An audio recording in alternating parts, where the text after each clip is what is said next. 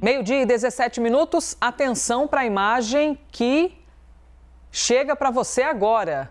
O advogado de Anderson Torres deixando a sede do batalhão da PM nos arredores de Brasília.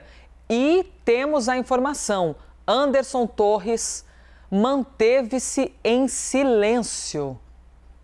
Depoimento de Anderson Torres à Polícia Federal foi em silêncio, ou seja, não ocorreu esse depoimento, apuração quentíssima em Brasília e Gustavo Uribe, que já tiveram acesso a essa informação sobre, anteriormente estávamos com a expectativa, de acordo com informações da equipe de defesa de Anderson Torres, de que ele haveria de ficar em silêncio e foi isso que de fato ocorreu. Temos aqui Uribe e Brasília. Com quem eu começo? Uribe está mais pertinho de mim, me conta. Uribe, que informação você teve acesso? A gente teve acesso à informação, a Brasília vai trazer alguns detalhes daqui a pouquinho. Que houve realmente o depoimento, iniciou-se o depoimento, Caio Junqueira trouxe em primeira mão que a estratégia da defesa é que Anderson Torres ficasse em silêncio para não produzir provas contra si, já que a defesa não teve acesso aos autos da investigação. Uma fonte da Polícia Federal me disse que o depoimento durou cerca de 1 hora. As perguntas foram feitas a Anderson Torres, 2 em especial que me citaram. Primeira, sobre a minuta do golpe, aquele decreto que foi encontrado na casa de Anderson Torres em uma operação de busca e apreensão que propunha a possibilidade de um decreto de defesa. Uribe, ou seja... desculpe, enquanto nós ouvimos Uribe, estamos acompanhando neste momento, ao vivo, meio-dia e 19 minutos, o carro do advogado de Anderson Torres deixando o local do depoimento. Tá aí para você, então, imagem ao vivo, enquanto Uribe vai trazendo para a gente os questionamentos que foram feitos. As perguntas foram feitas, Uribe? Foram feitas segundo uma fonte da Polícia Federal. É o carro, então, de Ricardo Rocha deixando o batalhão da polícia aqui no Guará, próximo a Brasília. A informação que a gente tem é que as perguntas foram feitas, durou cerca de 1 hora, das 10h30 da manhã até cerca de 11h30. E aí eles saíram aí do batalhão por volta do meio-dia. E aí, 2 perguntas que me foram citadas. A primeira delas, sobre os contatos de Anderson Torres com Ibanez Rocha no fatídico dia 8 de janeiro.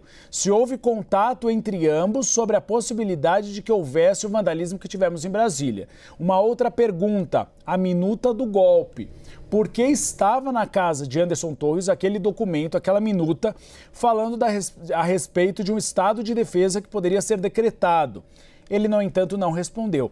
É uma estratégia completamente oposta à estratégia de Ibanez Rocha, governador afastado do Distrito Federal, que ele se propôs a prestar depoimento, ele não tinha sido convocado, deu esclarecimentos, dizendo que, naquela época, não foi informado da periculosidade dos movimentos em Brasília, de que poderiam chegar ao vandalismo e que ficou de mãos atadas por falta de informação da Secretaria de Segurança Pública do Distrito Federal. Celina Leão deu uma entrevista hoje de manhã para a CNN Brasil, a Basília Rodrigues participou dessa entrevista e ela disse que houve uma quebra de confiança de Anderson Torres com Ibanez Rocha. Ela, na entrevista, chegou a salientar que Ibanez Rocha não tinha responsabilidade pelo caso, que, na verdade, ele foi mal instruído, mal informado, mas que não teve litigância de má-fé, ou seja, que a falta de homens da Polícia Militar para proteger a esplanada dos ministérios não foi de caso pensado, foi de falta de informação. Então agora vamos observar como a Polícia Federal vai proceder a partir de agora. Há a tentativa, como eu disse, de acesso à nuvem de informações do celular de Anderson Torres que ele deixou na Flórida. Basília, queremos te ouvir também após esse depoimento que não ocorreu, então, de Anderson Torres, o silêncio do ex-ministro de Jair Bolsonaro.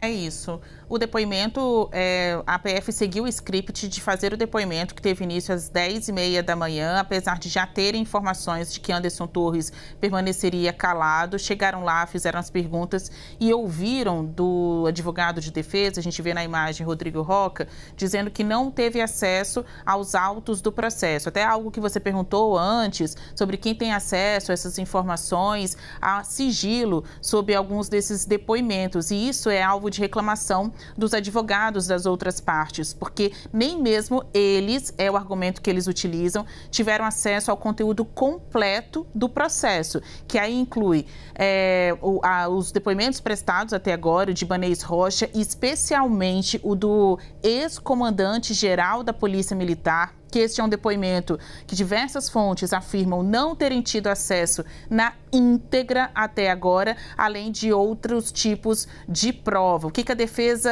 pede à justiça, até em registros anteriores? Que Anderson Torres deixe a prisão e vá para casa, consiga então a prisão domiciliar e assim possa colaborar mais com as investigações, desde que tenha acesso também aos autos do processo. Então, só voltando a outra informação que nós temos também aqui, a defesa não trabalha com a possibilidade de delação nem de acareação. Então, nem delação nem acareação, que é um depoimento reto direto, mas tem que ter a informação antes.